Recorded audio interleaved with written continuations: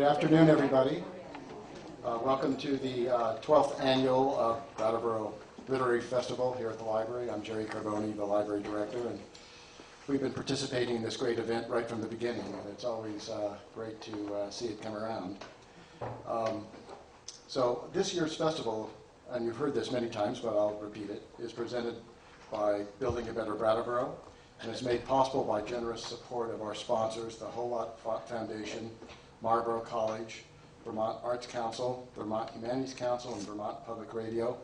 And we will also have you thank our advertisers and encourage you to patronize them. The festival is run entirely by volunteers, but it has very real expenses. So if you feel so moved this weekend to make a donation, there are boxes at various venues, and I've set up a box back of the room. And we have some donation envelopes if you don't have the cash on, you'd like to write a check. There's no photography or recording without express permission of the festival. However, we will be recording it for later broadcast on BCTV, just to let you know that and make you aware of that. And it will be on demand, so if you want people to see the talk, you can send them the link. So I'd like to introduce Tom Bodette. And I really only know one thing about him, and he was a former select board chair of Dummerston, but that's all I know about him. So, Tom,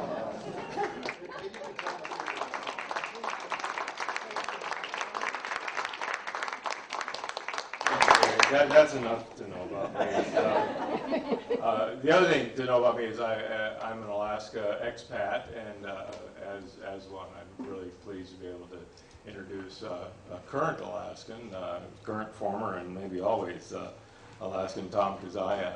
He's probably the best and greatest writer you've not heard of here in Vermont. Tom's first book, The Wake of the Unseen Object, was published in 1990, and it was built from a series of articles he did while traveling through the Alaska bush and examining the sort of the culture collisions of the native cultures, and it's been named one of the best nonfiction books by the Alaska State Historical Society.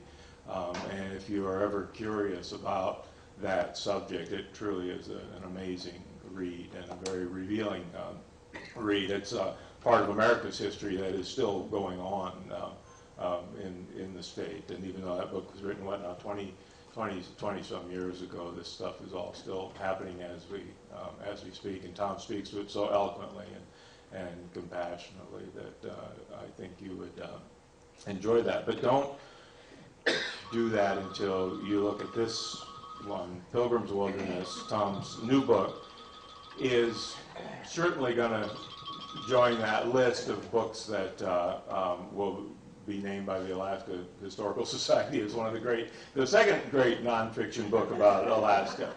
The Wall Street Journal called this book extraordinary. Forget that they also said that about Bernie Madoff. Outside magazine called this a gripping nonfiction thriller told with masterful clarity. The Minneapolis Star-Tribune says it reads like a bewitching, brilliant novel set in the 19th century. And the New York Times art blog said, not since The Shining has family life off the grid seemed as horrifying. Now, I know it's starting to sound like one of these common sort of lit-fest introductions why one author doesn't really know another, just comes up and reads publicity blurbs to introduce them. And actually, Tom and I have known each other for 25 years, and Tom's one of my best friends from Alaska, and like Tom, if you know the Neil Young song, Helpless, where he says about Ontario, that all of his changes were there. And I would say that's true for me in Alaska. I know that's true for Tom in Alaska. And we were present for a lot of each other's changes. So it's very meaningful to me to be able to have Tom here in my hometown now and be able to introduce him to you. Tom is no stranger to the area. He's a graduate of Hampshire College. And among the alumni, he knew John Krakauer, who says about the book, an ambitious literary work disguised as a page-turner, spoken like a true former classmate. And our own Ken Burns, this is a riveting, mesmerizing story, stunning and eloquent, all at the same time. I simply couldn't put it down. And author David Moranis, who I don't think is a Hampshire alum, but he says a very wonderful thing. He says, Tom Kizzia is startling, unpredictable, haunting, clear-eyed, unrelenting, sad, and beautiful.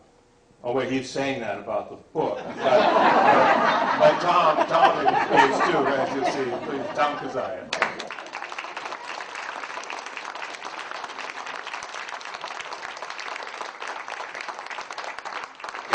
I'm exposed as a fraud having all my friends write blurbs. Tom wrote one too.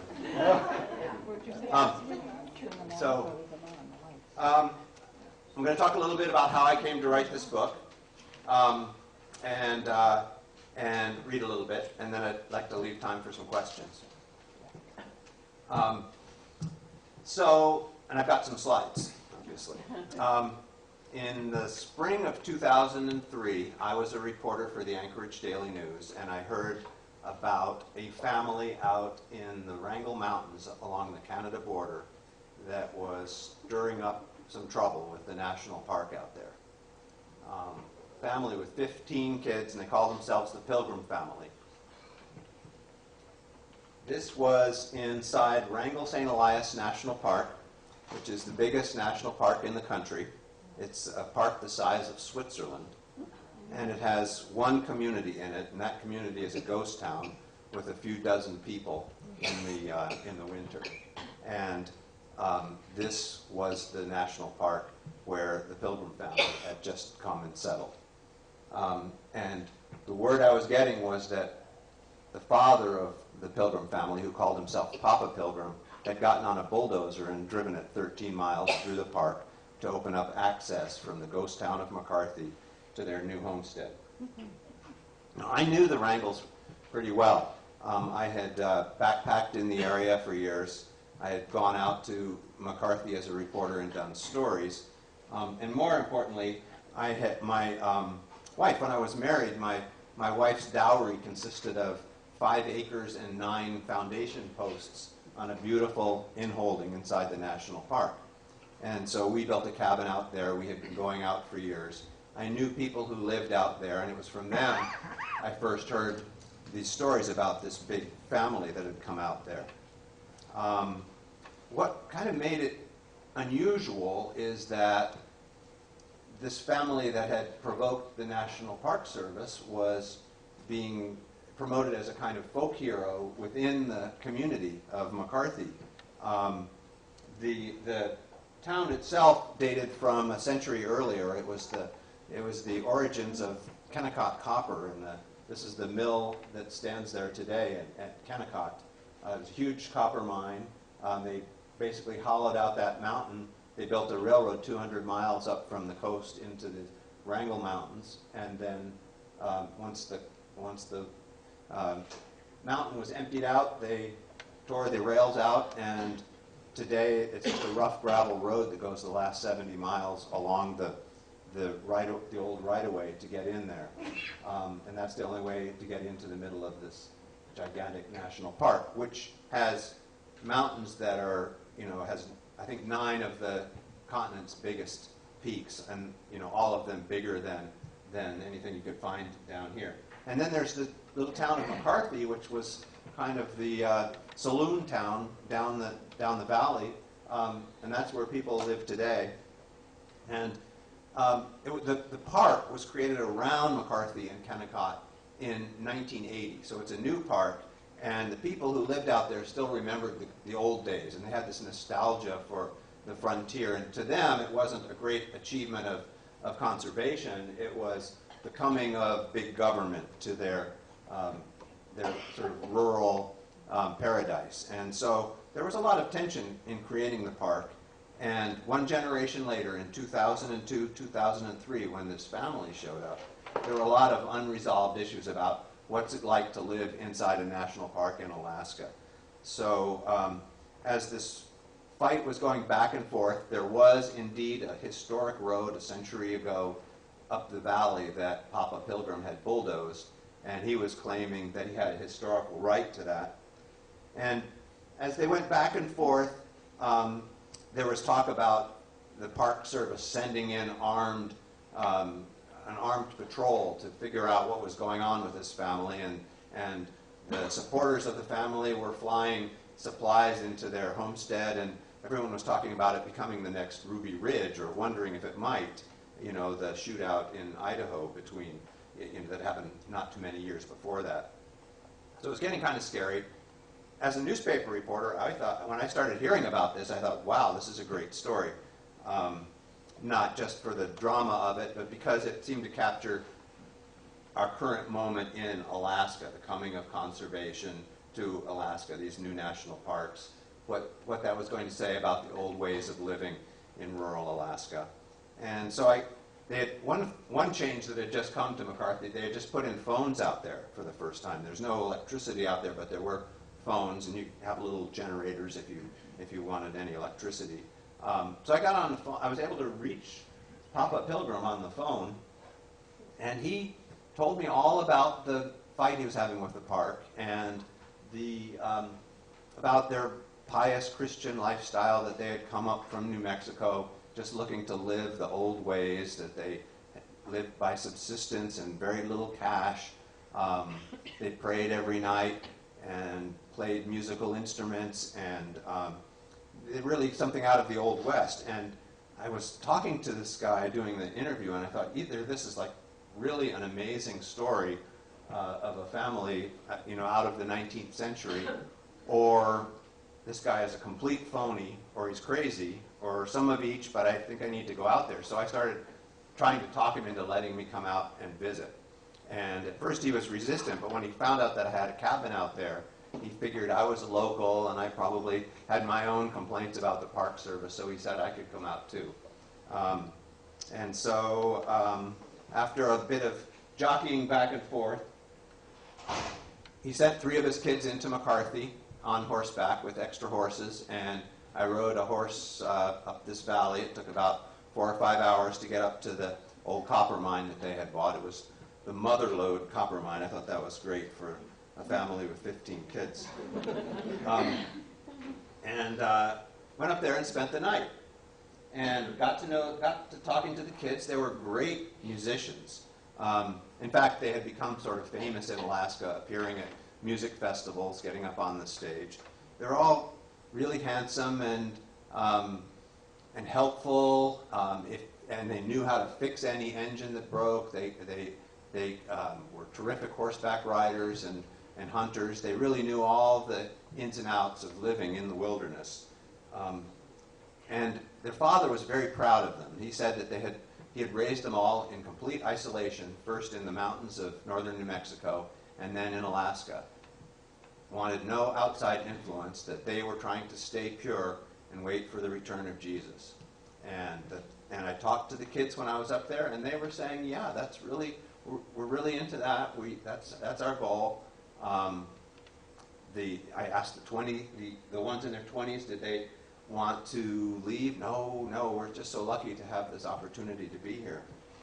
But there were unnatural silences in the father's presence. It was apparent that they had no books in their home, no movies, of course, and all the children had biblical names, Abraham and Hosanna, Jerusalem, Joshua. They didn't use the months of the calendar because that was a pagan thing. They would refer to the 3rd month or the 2nd month. And their father told me that he never let the kids go out on their own. They always went out in twos because that was the way the disciples had gone. And there were just a lot of red flags the longer I talked to him. And I was wondering if I was in the midst of a family cult. I mean, it was a rough life. You couldn't you couldn't enlist people to be in a cult like that rough, but you could conceivably raise children to live that way. Well, when I got back, I wrote some big stories about the family, and everyone who stopped me afterwards they sort of, the Pilgrim family became the talk of the vegetable bins of Alaska. You know, it was just sort of in the air, and people asked me, "Are you going to write a book about those folks?" And I said, "There's going to be another chapter, and until I know what that last chapter is, I really don't want to commit to anything." And it was really 2 years later, after things had kind of, the stories had gone away, when it emerged what had really been going on inside this idyllic family. And that, when that emerged, the family's drama, even in my first story, really, I went out there to write a political story about this moment in history in Alaska, and came back to write a story that was mostly about the family. And when I set out to write a book, after it was all over, I set out to write a book about this moment in Alaska history. You know, I was going to write the John McPhee book, a generation after coming into the country. But over time, I got to know the kids better and better, and they became more trusting and willing to share what had gone on. Also, Country Rose, Mama Pilgrim, Country Rose would talk to me at some length about what had been going on. And as I was able to understand their story of the inside of the family, that story took over my book too. The way he used that nostalgia from the frontier and the pioneer myth for his own ends to cover up his what was going on was kind of the link between the book I set out to write and the book that pushed itself on me.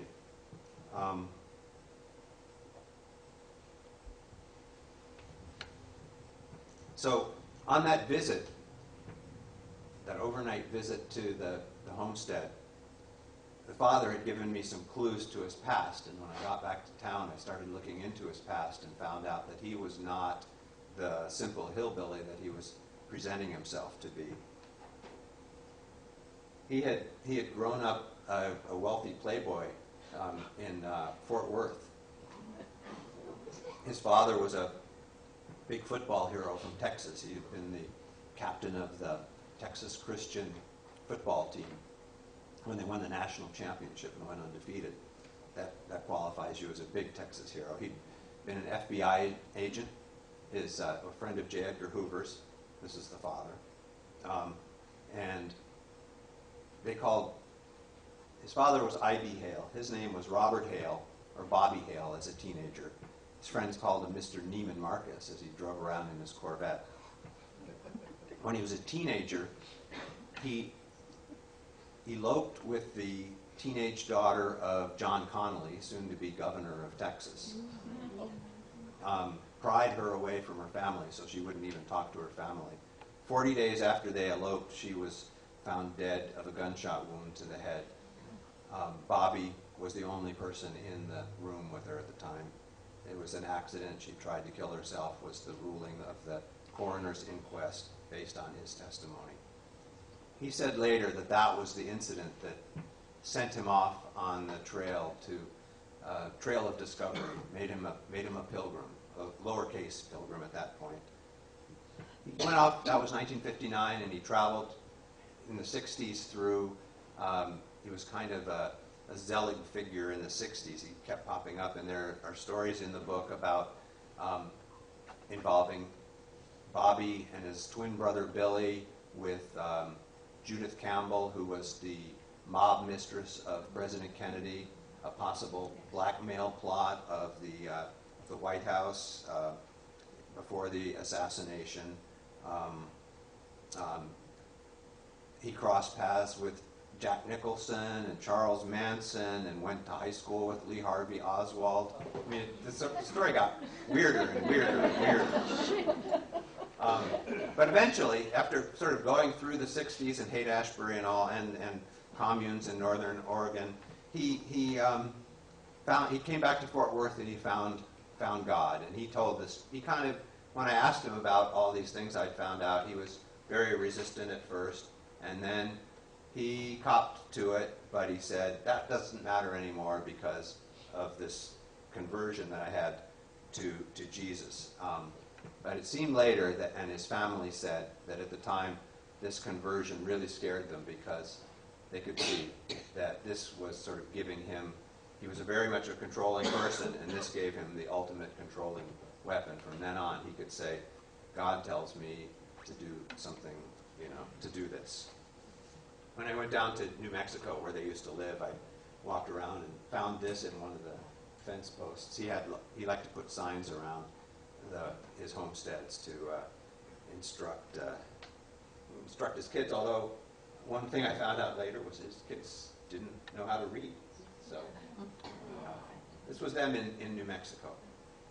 And they were seen locally as a colorful family. He was Preacher Bob up in the Sangre de Cristo Mountains.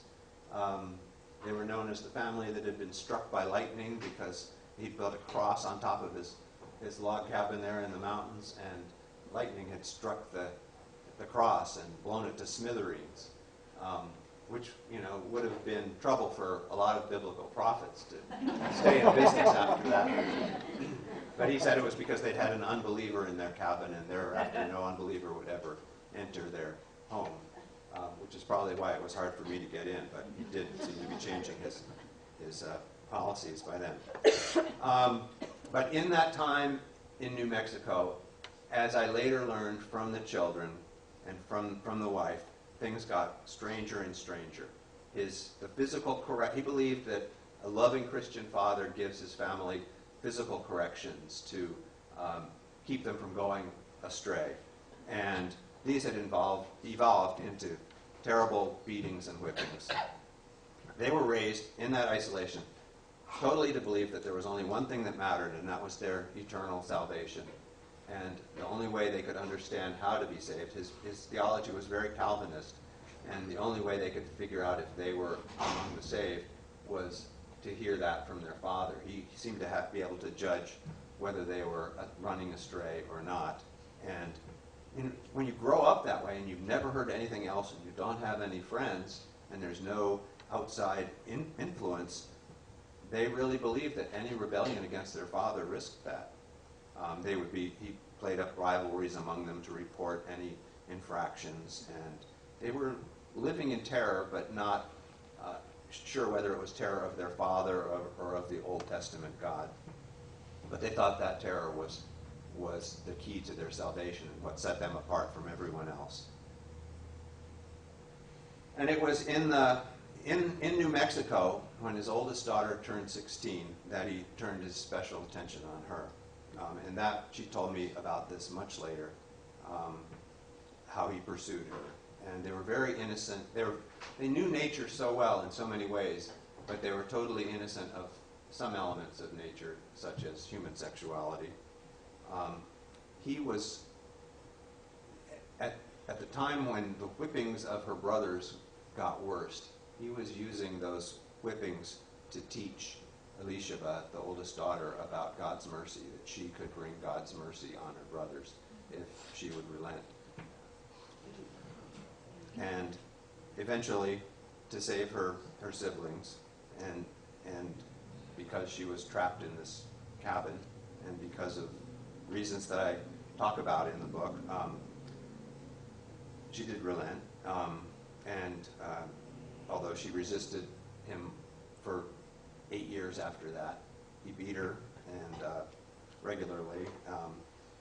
And the amazing thing about this part of the story was that he had such psychological control over his family that he could carry on this relationship with her, and in a one-room cabin, and none of the others would know what was going on. Eventually, the authorities started closing in New Mexico, and the family decided to move to the ultimate wilderness in Alaska.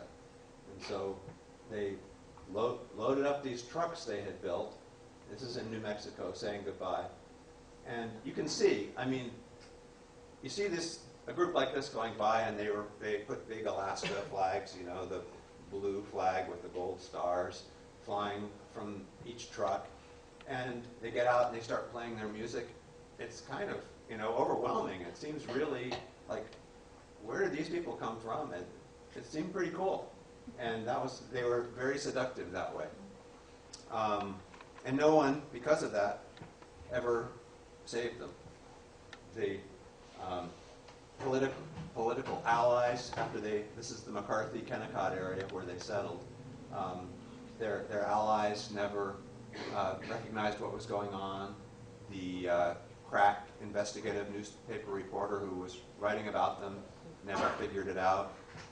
They were left to figure it out themselves. And to me, that was what made this a story worth telling, was the story of their coming to consciousness and to conscience inside this family, inside this cabin, and being able to escape. And there was one family that helped them in the end. When things got so dire, the whole town of McCarthy had by this time turned against them because they were really hard to live around. One big Christian fundamentalist family took them in, and I never imagined myself writing a book in which a big Christian fundamentalist family was going to be the heroes, but this family took them in, and they spent 2 months in another household, and because they shared certain beliefs, they were able to look beyond the beliefs into the actual behaviors of this other family, and they saw that life didn't have to be the way they were living it. Plus, the oldest sons noticed the beautiful oldest daughters of this Christian family who were waiting for husbands, and they started to have treacherous thoughts that way too. This pretty soon blew Papa Pilgrim's mind, and he had to drag his whole family out, and that was when things got so bad that the children finally rebelled. And I'm not going to go into that here, but that was where the kids finally figured out they had to escape. And even after they escaped and joined in with the Buckingham family, it was 6 months before they could utter any report of what had been going on. They were so convinced that this sort of rebellion was going to condemn them to the lake of fire. But finally they did, and the state troopers, when they heard about what had been going on, immediately sent a helicopter out into the wilderness of the Wrangles to arrest Papa Pilgrim. He disappeared. There was a two-week manhunt. They finally found him, put him in jail. There was a whole 2 years of legal maneuvering trying to figure out what was going on. And meanwhile, the world outside didn't know. All we knew was he had been charged with 20 counts of rape and assault and kidnapping, and we didn't know any of the details of what had happened inside the family. But finally, he agreed to plead guilty, and the prosecutor got him a 14-year sentence. And at the sentencing hearing, though, the sentencing hearing went on for 2 days, and the judge allowed the children to speak back to their father, and it was the first time they'd ever been able to sit in a room and speak to him about what he had done to them and what it meant to them and how they were dealing with issues of grace and forgiveness and redemption. And it was really an amazing 2 days, and that's kind of where my story ends, with them speaking back to their father for the first time. And then, of course, with his response, which was a 2.5-hour soliloquy, self-justifying everything that he had done. An amazing, amazing 2 days. So I was going to read just a little bit about what happened when the family, when things got so bad that the family had to, the kids had to do something. This takes place in the winter. When the song of the snow machine had faded down the valley, the sisters got ready to go. Elishaba moved quickly through the morning cold and snow in heavy boots, insulated pants beneath her prairie skirt, bearing provisions from the cabin, raisins, sleeping bags, 2 white sheets.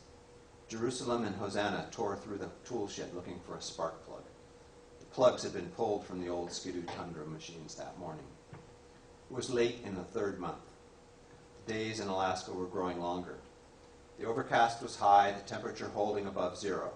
They knew they didn't have much time. White mountains squeezed the sky above the old mining cabin. For weeks, Elisheba had been looking up, praying as if to the summits. But she knew the snow was too deep. She would be tracked easily if she went that way.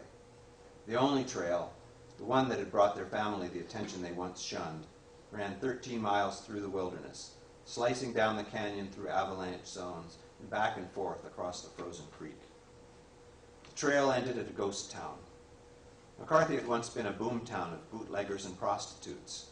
These days it was the only place in the Wrangell Mountains that could still be called a community, though most of the old buildings had fallen down and a mere handful of settlers remained through the silent winter. At first, that isolation had been the attraction. The Pilgrim family had traveled thousands of miles to reach the end of the road in Alaska. They'd parked their trucks at the river and crossed a footbridge into town and continued on horseback and snow machine and bulldozer and foot to their new home. Now, McCarthy burned in Elishaba's imagination, not as the end of the road, but as a beginning. Psalms and Lamb and Abraham looked on in horror. Their big sisters had been put on silence. Yet here was Elisheba calling out as she moved to and from the cabin as if she no longer cared what would happen. Elisheba was the oldest of the 15 brothers and sisters, a pretty, dark-eyed, dark-haired young woman, strong from a lifetime of homestead chores, from wrangling horses and hunting game. At 29, she was no longer a girl, though she'd never lived away from her family, never whispered secrets at a friend's house, or flirted with a boy. She'd been raised in isolation, sheltered from the world and its television and books, schooled only in survival and a dark exegesis of God's portents. She was the special daughter, chosen according to the Bible's solemn instruction. Her legal name was Butterfly Sunstar. She gave the children a brave and reassuring smile. They could see now that she was weeping and frightened and that she did indeed still care. She was committing the unforgivable sin. The Lord had held her steadfast in these cold mountains and would not let her go. His grip was strong. Her sisters looked happy, though. Hosanna had found a spark plug. Perhaps it was a sign that their enterprise was favored after all. Jerusalem, short, blonde, and cherub-cheeked at 16, the second oldest girl, had declared she would not let Elisheba go alone. Elisheba and Jerusalem said swift goodbyes and climbed together onto the little tundra and sped down the trail. They made it no farther than the open snow in the first muskeg swamp. The snow machine lurched to a stop. The drive belt had snapped. Jerusalem used a wrench to pull the spark plug and stumped back up the packed trail, post-holing through the snow. Elisheba tried to mend the belt with wire and pliers, but gave up. She looked about. The snow was too deep to flounder through, the trees too far away. It felt like one of those dreams where she tried to run and couldn't move. She sat listening for the sound of a snow machine returning up the valley from town. Instead, she heard Jerusalem coming on the other tundra. They reloaded their gear and started off again. A pinhole in the fuel line was spewing gasoline, but if this too was a sign, it went unseen. They flew too fast on a curve and nearly hit a tree and slowed down. Jerusalem, holding on in back, started crying now too. She was thinking about all they were leaving behind. In modern Alaska, with its 4-lane highways and shopping malls, her family was famous, recognized wherever they went. People cheered when the Pilgrim family minstrels performed on stage. That beautiful old-time picture was gone forever. The sisters prayed out loud. Where the snow-packed trail turned uphill, they stopped and listened. The valley was heavy with quiet. They started again and pushed up the hill, and at the top they discovered the family's other big snow machine, hidden in trees, too far from the cabin for anyone on foot to find it. The sisters hesitated. They talked about switching, but the old tundra was running well, so they decided to continue, but right there the engine died. And that's when they discovered the fuel leak. Maybe the Lord was indeed helping them, they said. They felt a surge of hope as they transferred their gear and continued on the third machine. There was so much about the world the sisters did not know. But there were things they did know, and these were the skills they needed now. Where the trail climbed over the riverbank, Elisheba veered away behind the snowy berm so that someone coming the other way might not see their track. She drove into the spruce trees and shut down. They could see the trail through the boughs. The telltale smell of two-cycle exhaust lingered in the still, cold air. They covered themselves in the snow with the two white sheets. the faint whine of a snow machine growing louder was coming up the valley.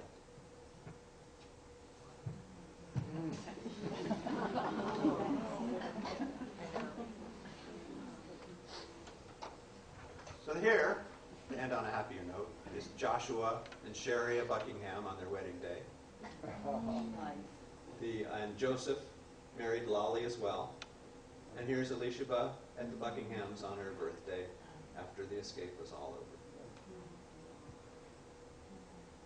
So, I can answer questions. We have some time, and then we'll sign some books. And then there's another event at 4, so. Who took the picture? Oh, I'm sorry. Yeah, I should have said that right away.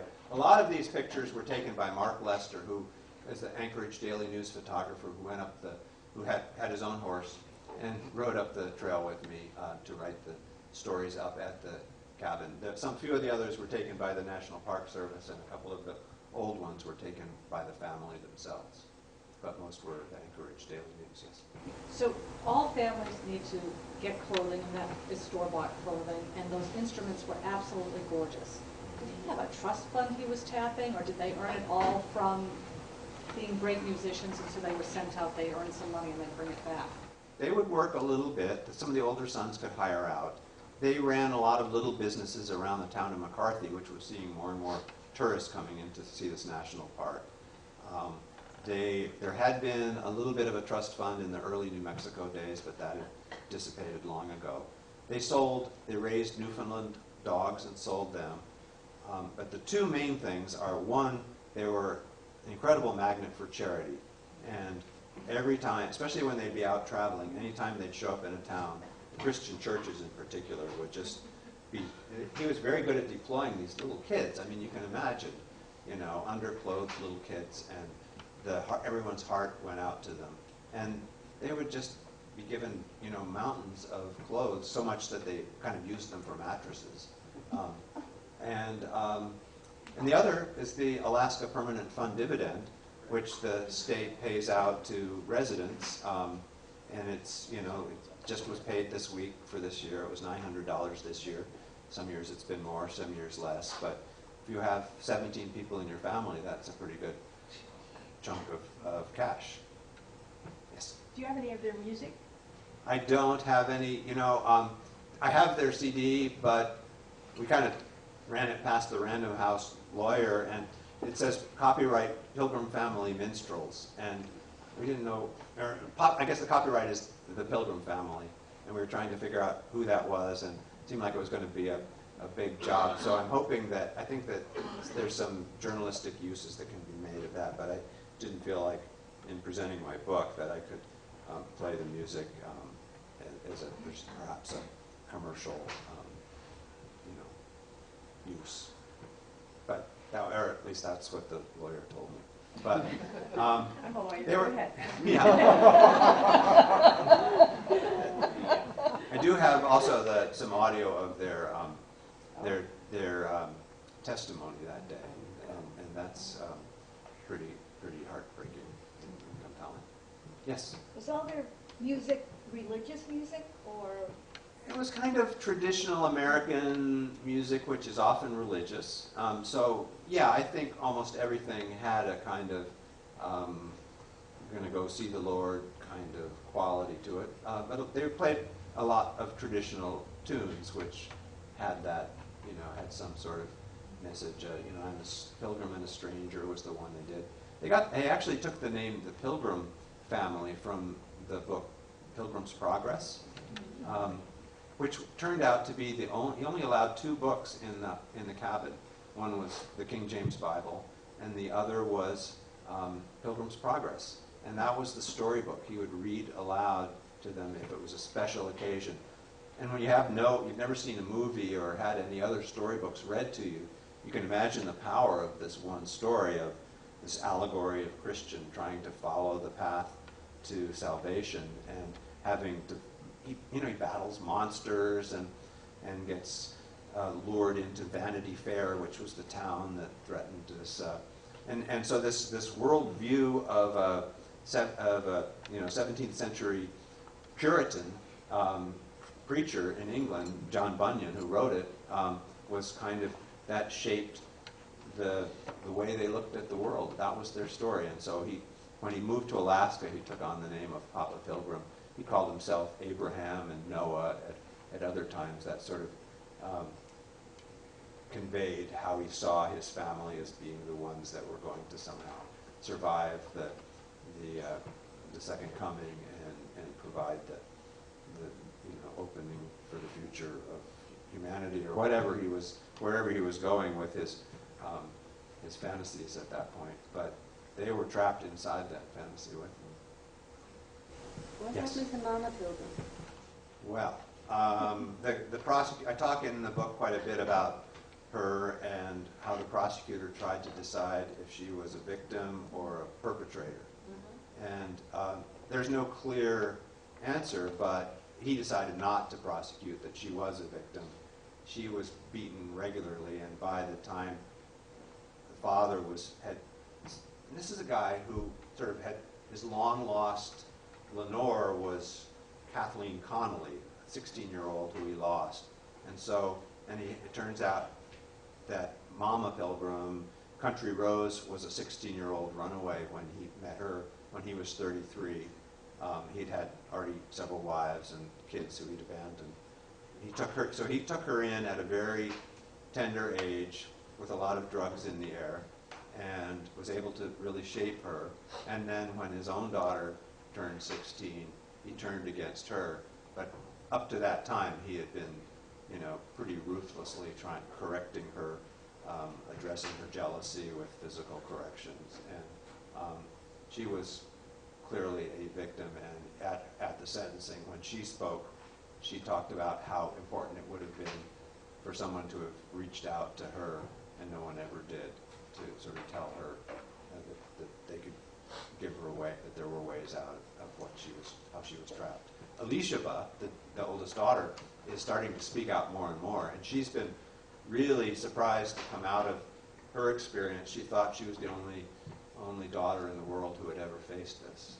And as she learns how widespread these kinds of problems are, she's speaking more and more at this point, mostly to Christian women's fellowships. It's amazing to me, but the family has all stayed within the Christian faith. They haven't, none of them have, gone off and done other things. They still live fairly close into the Buckinghams, and the Buckinghams were kind of the perfect halfway house for them.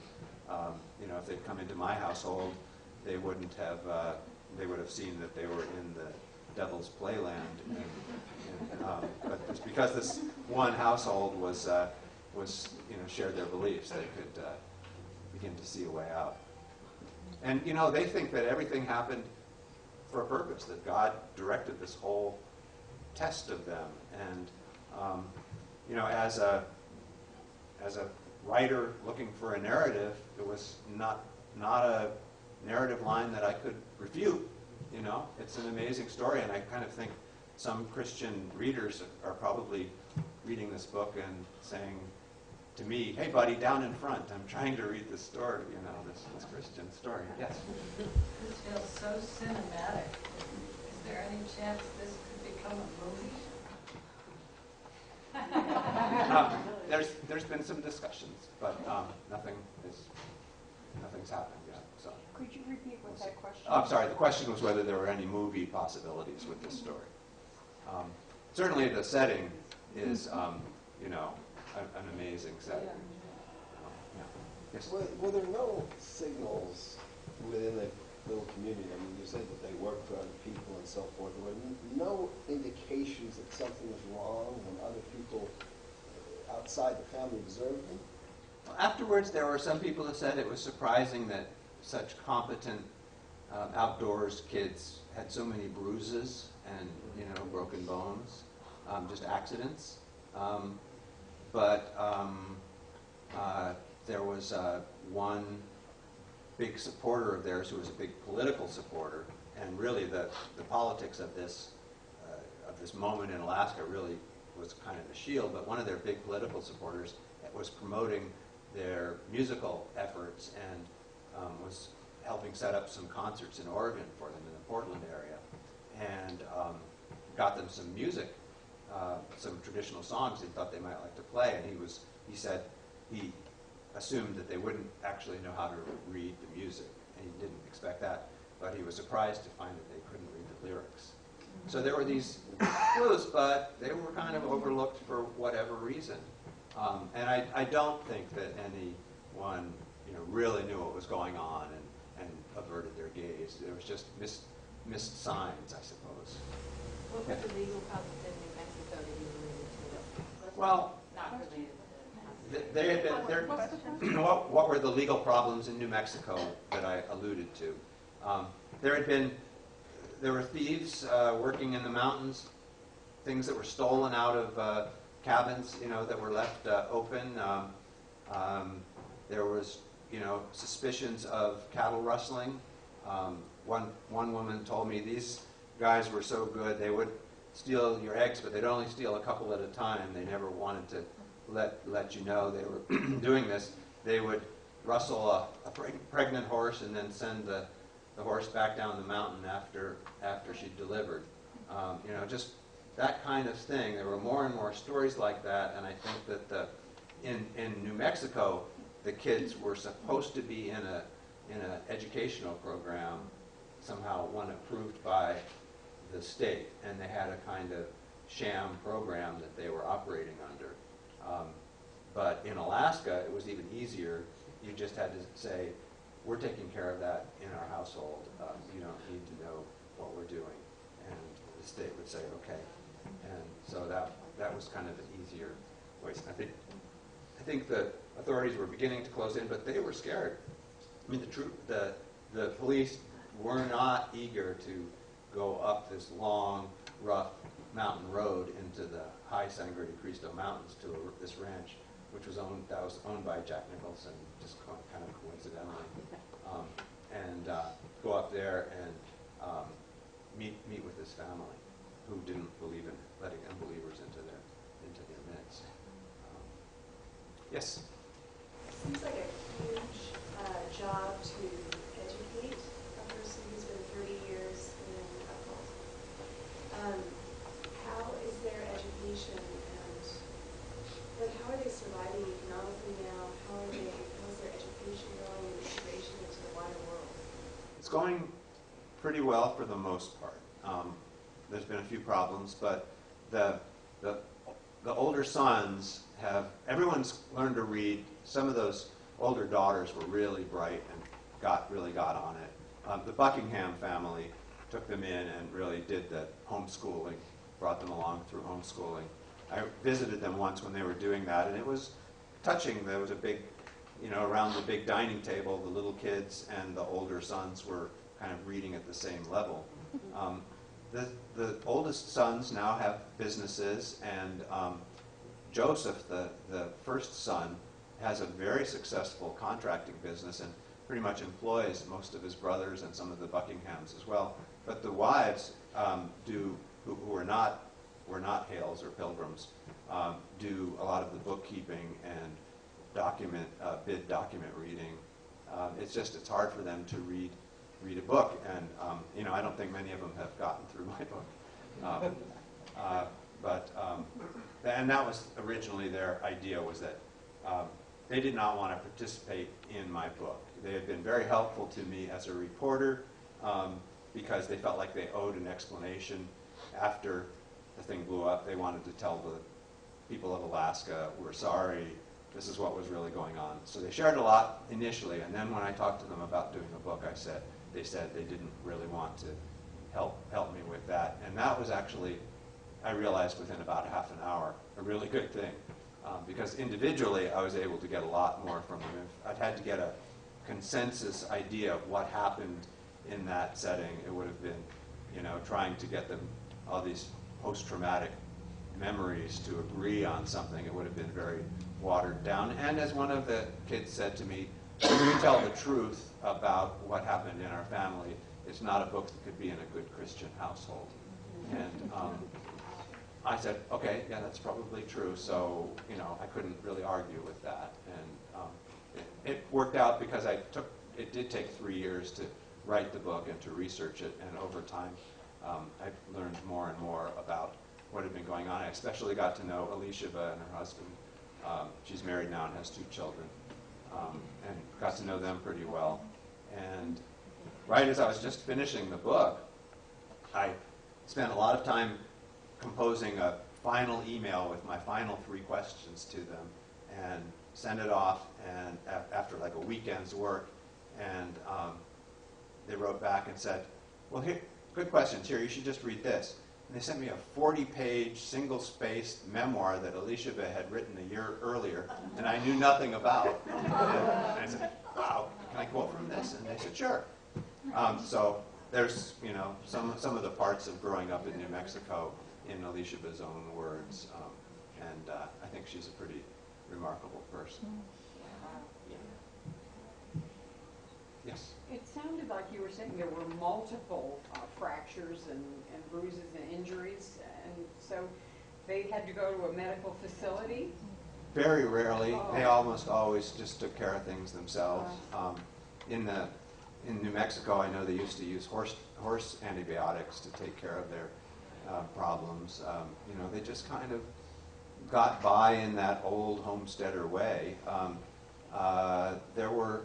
There was one time when the son Abraham, one of the middle sons, cut his thumb off on in a generator shack out at their homestead, and they rushed him down to McCarthy on a snow machine with the thumb itself on ice in a little bag, and then flew off, you know, medevaced out to Anchorage and got him to the hospital. And when they got in the hospital, the doctors were looking at his thumb, but then they looked at his back and they saw stripes, you know, wounds across his back, and called the troopers in. And at that point, things almost were blown for them. But the family, everybody in the family told the same story about how he'd fallen down some stairs. And in the end, the troopers just had to throw up their hands and say, let the boy, that was when they flew the boy down to Oregon to try to get the thumb fixed. They went down to Oregon, fell into all these concerts that they started giving, and, you know, it was just one more example in Papa's view of how the Lord was providing them exits and, you know, opening doors for them. Yes? Alicia never had any children by Papa Pilgrim? No, without getting too gruesome, but he had a way of keeping her from getting pregnant. And he convinced her that that meant she was still a virgin, because she knew she was supposed to stay a virgin, and he had her convinced. So, no. And that was like a rumor that followed them around, because not everyone was immediately or completely charmed by this. There were people who go, "Oh, look at those guys, I bet, you know, whatever's going on." And but the prosecutors did have doctors examine her. She'd never given birth, and so they knew that they were all mama country roses.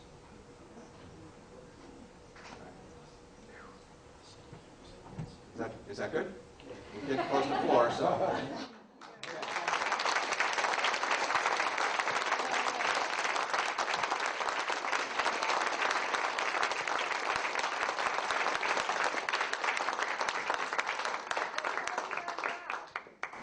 Oh, it's going to be hard. I'm working on finding a story that is even halfway as interesting.